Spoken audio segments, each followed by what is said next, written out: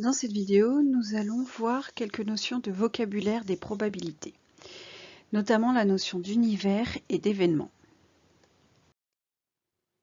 Les probabilités, c'est l'étude d'une expérience aléatoire.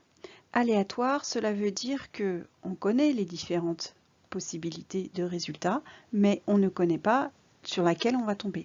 Le résultat est incertain. Par exemple, si je lance un dé cubique, je sais que j'obtiens un nombre entre 1 et 6, mais je ne sais pas sur quel nombre je vais tomber si je lance le dé de façon correcte. Si j'interroge une personne au hasard, je ne sais pas quelle va être sa réponse avant de l'avoir entendue.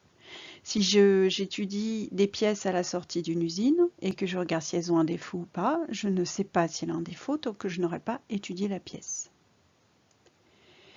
Les différents résultats possibles d'une expérience aléatoire sont appelés issues ou éventualités. L'ensemble de toutes les issues possibles, l'ensemble de toutes les éventualités possibles est appelé univers. Et l'univers se note oméga, donc ça c'est un oméga majuscule, c'est une lettre grecque. Le nombre d'issues de l'univers est appelé cardinal de l'univers. Donc le cardinal, c'est le nombre d'éléments qu'il y a dans un ensemble. Le cardinal de l'univers, c'est le nombre d'issues possibles.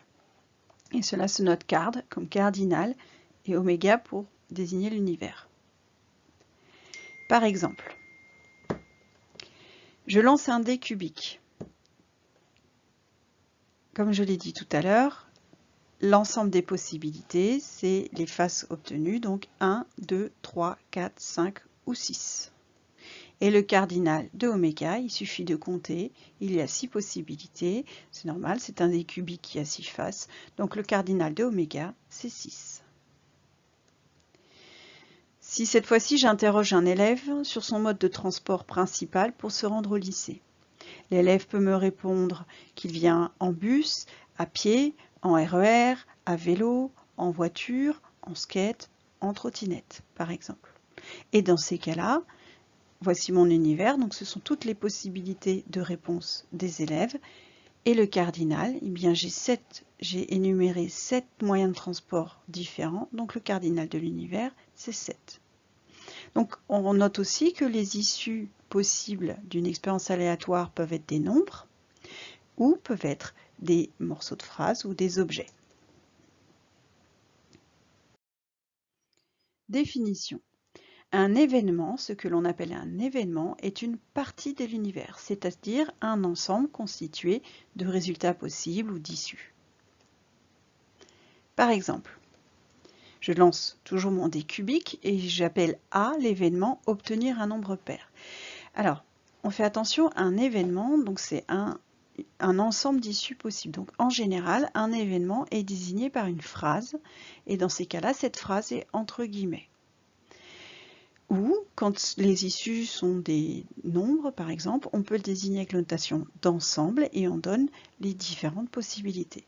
Donc, obtenir un nombre pair lorsque je lance un dé cubique, eh bien, ça veut dire que j'obtiens 2, 4 ou 6, puisque ce sont les 3 faces d'un dé cubique qui correspondent à un nombre pair.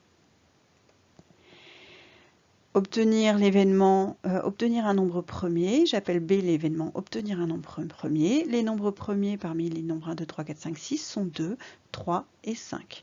Donc l'événement B, c'est obtenir 2, 3 ou 5. Lorsqu'un événement est composé d'une seule issue, on dira qu'il s'agit d'un événement élémentaire. Par exemple, pour le lancer de dés, l'événement obtenir 3, il y a une seule issue, et est un événement élémentaire. À présent, nous allons voir la notion d'événement contraire. Définition. L'événement contraire d'un événement A est noté A avec une barre par-dessus, donc on appelle ça A bar, l'ensemble de tous les événements élémentaires de l'univers qui ne sont pas dans A.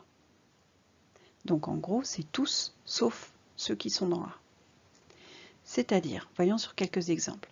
Premièrement, on lance toujours notre dé cubique et A est l'événement obtenir un nombre pair. Donc comme on l'a vu précédemment, A c'est obtenir la face 2, 4 ou 6. Par conséquent, le contraire de A, ce sera obtenir tous les nombres possibles, sauf 2, 4, 6. Donc il reste 1, 3 et 5. Autrement dit, A bar sera l'événement obtenir un nombre impair. À présent, si j'interroge deux élèves, Arnaud et Ben, de la classe, et je leur demande s'ils mangent à la cantine ce midi. On note A l'événement, les deux élèves mangent à la cantine. Et on me demande de trouver le contraire de cet événement. Alors, pour être sûr de ne pas me tromper, je vais énumérer toutes les possibilités.